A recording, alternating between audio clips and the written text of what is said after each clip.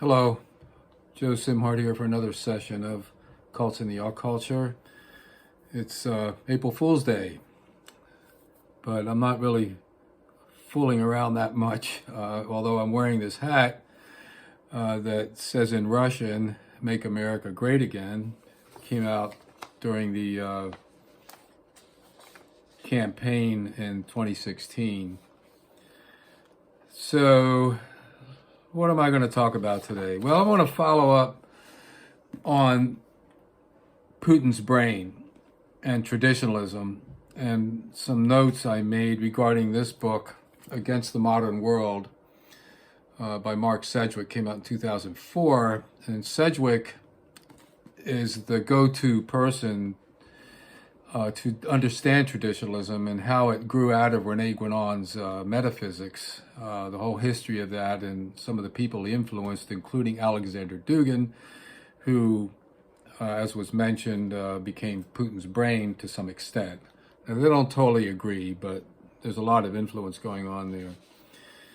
And what triggered me to look back into this, if I might segue a bit, is this Salon article that came out just about a week ago, and March 23rd, and it says that new research on Trump voters, they're not the sharpest tools in the box.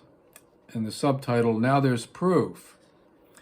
Trump's voters lack cognitive sophistication, often believe the Bible is the literal word of God or inerrant." So I wanted to backtrack into this idea of traditionalism and how it segues into fundamentalism and why it does that and why it's important to notice the dangers within it.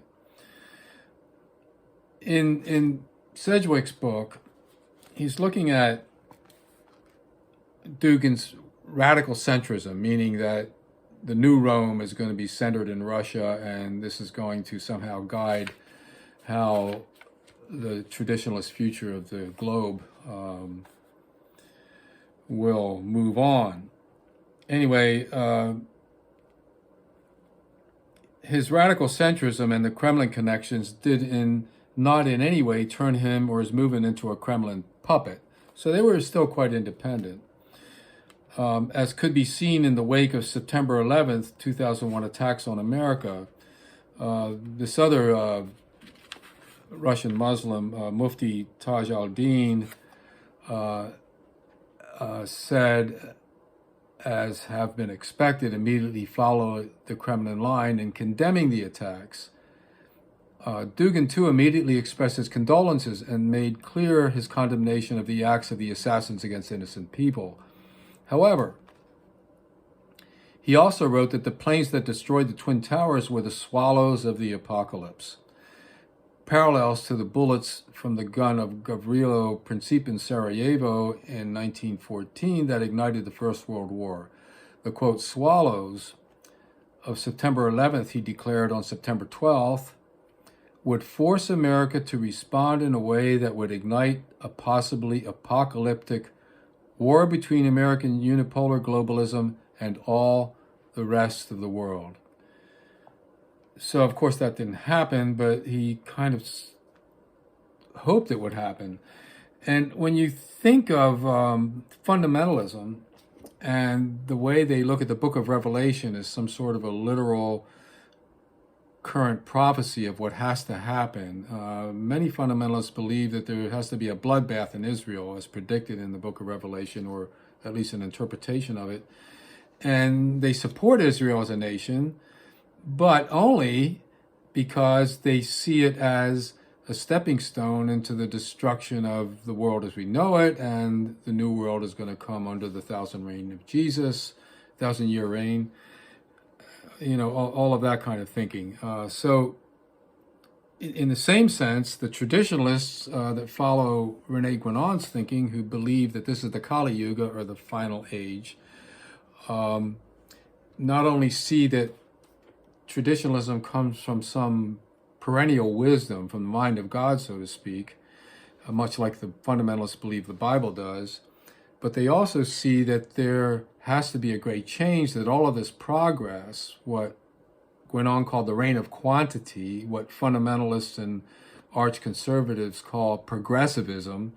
So the reign of quantity and progressivism are parallel ideas here, and that this is basically an illusion. As Professor Sedgwick says in an interview, traditionalism is not just perennialism, it is also an awareness of the final age of progress as an illusion, and a dangerous illusion is that. So all of this progress, moving away from, I don't know, some incredible past when America was great, is wrong and is somehow satanically induced or guided. This goes way back in fundamentalism. We can go back to the 60s. I was in college in the 60s, and there was a considerable liberalism going on, a lot of shakeup of society, protests and all of that, but there was also a very strong conservatism. There was the Birch Society, for instance, was still quite strong, and as it is somewhat today. So in this book, The Right Side of the 60s, looking at re-examining conservatism's decade of transformation, it came out in 2012 by Laura Jane Gifford and Daniel K. Williams. There's a part that says this rock-ribbed patriotism, meaning the conservatives that love their country, did not diminish during the social and cultural revolutions of the 1960s. If anything, the upheaval of the decade reinforced evangelical and fundamentalist patriotism and convinced Christian conservatives that only they could save the country from its enemies, such as liberals at home and communists abroad. Quote, "It is the citizen, not the government, who should be our concern," unquote, Sherwood E. Wirt told the Evangelical Press Association in 1964 in a clear reference to the liberal ecumenists of the National Council of Churches. The man makes or breaks the government, so the individual, the man. This will be the land of the free only so long as it is the home of the brave, and there are a lot of survival-obsessed, spineless people in America tonight who would sell the country tomorrow to almost anyone, to Fidel Castro or the United Nations or the World Federalists or the beatniks. Remember, this is 64 before the hippie movement, the beatniks, or the Viet Cong or the devil himself. Sell it, wort spat, hell, they would give it away. So this is back in the 60s. So let's move back 100 years now to a lecture by Harry Emerson Fosdick. And it's titled, "Shall the Fundamentalists Win?" And it was in New York City on 21 May 1922. Now, Fosdick lived from 1878 to 1969. He was a Presbyterian minister, and he opened up a ministry in New York, which was kind of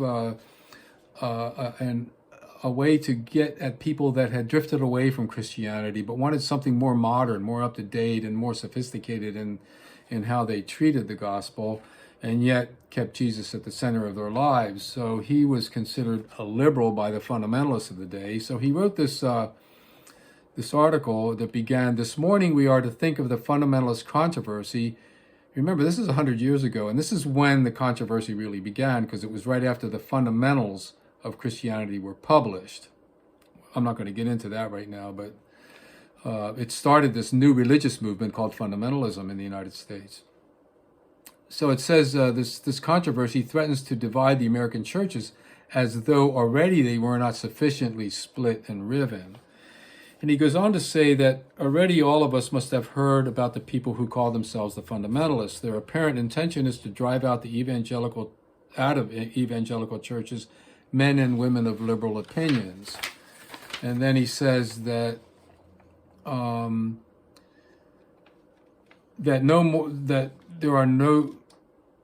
are two denominations that are more affected by than others, and they are the Baptist and the Presbyterian. Now, he's a Presbyterian, remember. He says we should not identify the fundamentalists with the conservatives. All fundamentalists are conservatives, but not all conservatives are fundamentalists. And that's true today. We have to be very careful with the interchanging these words. The best conservatives can often give lessons to the liberals in true liberality of spirit. In other words, they have a working relationship. fundamentalists and people with basic assumptions about reality do not have a working relationship with their opposition. They hate the opposition, they want to destroy them, and they want to get rid of them. And it says the fundamentalist program is essentially illiberal and intolerant. That word illiberal reminds me of Viktor Orban in Hungary. He calls himself an illiberal politician. And he sides a lot with Putin and with this kind of philosophy that Alexander Dugin has been whispering into Putin's ear. So my point is that there's a parallel here between fundamentalism and traditionalism, and they both more or less argue for the same thing, that there's this end of times coming, this Kali Yuga, this apocalypse, and that progressivism or modernism is an illusion, and we need to somehow destroy it, and we have to believe that this is going to happen because it's the will of God, and we can also become the tools of God and cause it to happen. And we saw that, of course, in the January 6th so-called insurrection, or what some people call the stupid coup.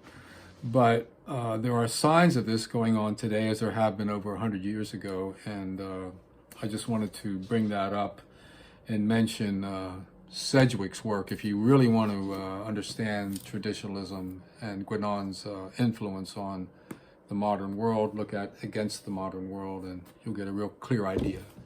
Thank you for listening.